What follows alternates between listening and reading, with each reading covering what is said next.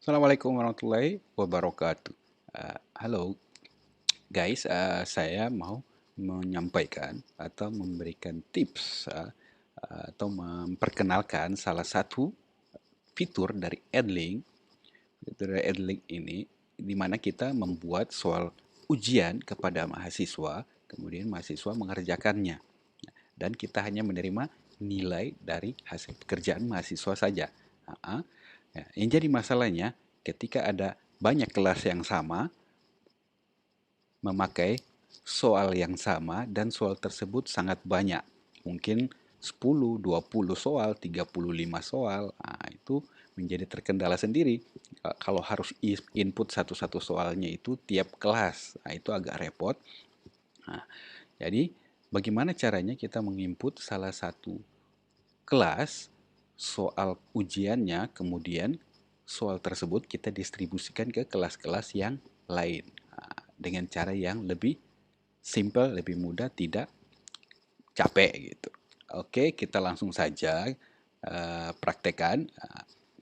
Ini ada mata kuliah aplikasi komputer dan ekonomi. Saya mau membuat satu soal UTS, soal ujian, tapi tapi untuk kelas yang berbeda, tapi soalnya sama gitu. Gimana caranya? Oke, kita langsung saja klik di kelasnya, masuk di sini. Nah, di sini ada sesi 1, sesi 2, sesi 3, sesi 4, sesi 5, sesi 6, sesi 7, sesi 8. Nah, sesi 8 ini bisa dikatakan UTS, saya anggap saja UTS-nya pada sesi 8. Nah, saya masuk, kemudian saya ubah topiknya jadi UTS atau ujian tengah semester. Oke, saya simpan. Setelah saya simpan, di sini ada menu tambah. Ini tambah untuk apa? Nah, kita lihat ada di sini materi, kuis, tugas, dan video conference. Nah, kita pilih kuis. Kan? Sudah ada, jadi di sesi 8 sudah ada topik baru yaitu kuis yang mau kita berlakukan. Oke, di sini tulis ujian tengah semester 2019-2020. Oke. Nah, status di sini adalah status kita mau status yang akan kita bagikan status ujiannya, status soalnya itu mau dibagikan atau jangan dibagikan. Kalau dibagikan, diberitahukan kepada semua anggota bahwa UTS telah aktif siap dikerjakan. Tapi jangan dulu, karena soalnya belum kita kerjakan. Jadi kalau sudah diaktifkan, statusnya dibagikan, soalnya tidak bisa kita input lagi. Jadi sebelum menginput soal, statusnya harus diset ke jangan dibagikan. Nah, kalau yang waktu berakhir, nah, di sini Anda bisa lihat kapan sih soal ini kita batasi. Gitu. Kalau misalnya tanggal 27 Maret jam 12.17 setelah tanggal 27 Maret 2020 jam 12.18 mahasiswa tersebut sudah tidak bisa lagi mengerjakan soal tersebut. Oke, jadi ada batas waktunya. Gitu. Oke, itu nanti disesuaikan saja ke masing-masing dosen. Masing-masing dosen. Oke. Kemudian di sini ada tambah pertanyaan. Nah, ini pertanyaan yang akan kita isi. Pertanyaan yang kita isi. Anggap saja apa itu data gitu. Apa itu data? Nah, di sini bisa dimasukkan gambar yang sesuai dengan pertanyaan yang kita berikan. Mungkin saja kalau bahasa Arab ada gambar tulisan Arabnya atau bahasa Inggris ada foto apa gambar orang yang sedang berbicara, kemudian apa yang mereka bicarakan gitu. Dan lain-lain. Bisa disesuaikan. Nah, ini skornya saya taruh 10. Nah, jawaban tinggal ditambah data adalah file, folder, Dan jawabannya adalah bukti sesuai kenyataan. Data adalah dokumen. Oke, tinggal dipilih saja. Kalau misalnya datanya itu yang benar adalah A, klik di A. Kalau B, klik di B. Kalau C, klik di C. Nah, jika mahasiswa menjawab dengan benar, dia mendapatkan skor 10.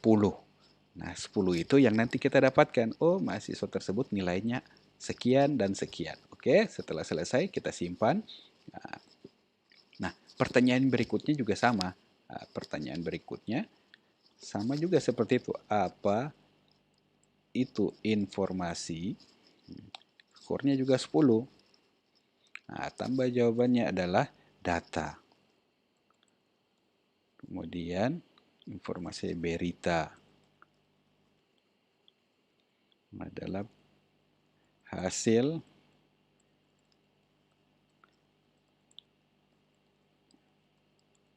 data. Oke. Keempat adalah media sosial. Oke, nah skor 10-nya saya pilih salah satu jawaban yang benar.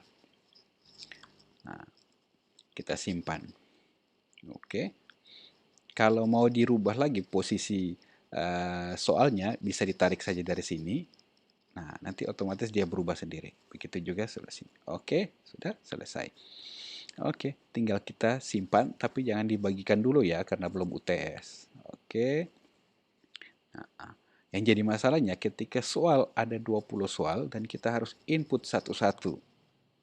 Gimana kalau kita harus menginputnya ke 3 kelas, 4 kelas? Nah, itu yang jadi masalah gitu.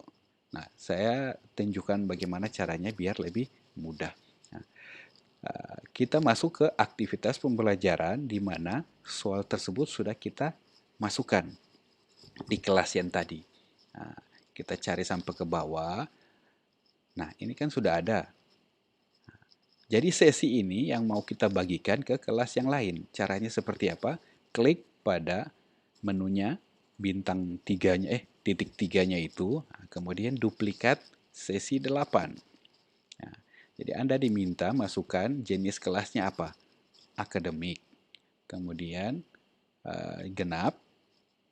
Nah, ini ada beberapa kelas yang mau saya bagikan. Misalnya kelas B dan kelas A. Kemudian kelas C. Oke, kita duplikasi. Ya. Nah, sesi telah disalin. Oke. Nanti kita kembali ke kelas. Nah, Anda akan tahu sesinya setelah tersalin itu seperti apa. Lihat di jadwalnya. Karena ada 2 jadwal di sini.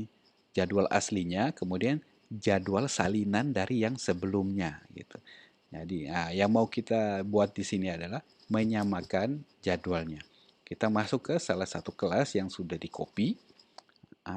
Kemudian aktivitas pembelajarannya. Ya, sesi ke-8, di sini ada UTS, tapi bukan yang tadi. Kita cari bawahnya. Nah, yang tadi itu yang ini. Sesi ke-17, dia menambahkan baru pada kelas tersebut. Caranya kita memindahkan ke atas seperti apa? Kita geser saja. Gampang kan, tinggi seret-seret. Klik di sini, diseret ke atas. Oke. Kembali lagi, seret ke atas. Oke, sampai ke sesi 8. Oke, nah ini sesi 8, ini sesi 9. Yang mau kita pakai kan yang ini. Kita sesuaikan dulu jadwalnya.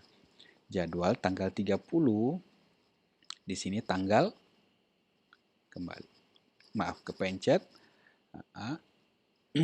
Ini tanggal 30 harusnya, di sini tanggal 29. Jadi kita rubah dulu tanggalnya biar bisa disesuaikan. Di sini tanggal 30. Oke, simpan. Nah, sekarang tanggalnya sudah sama. Tanggalnya sudah sama. Yang ini kita hapus.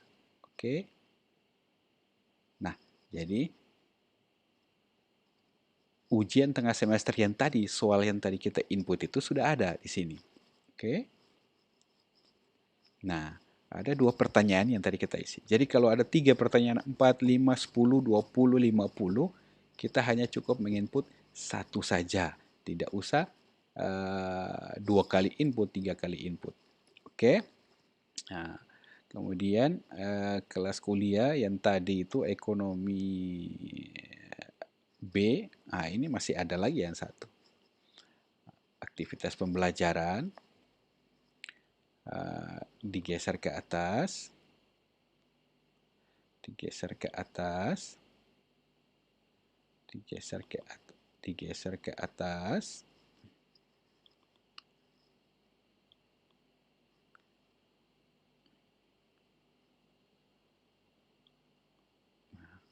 Sampai ke sesi 8. Nah, kita rubah tanggalnya menjadi 27.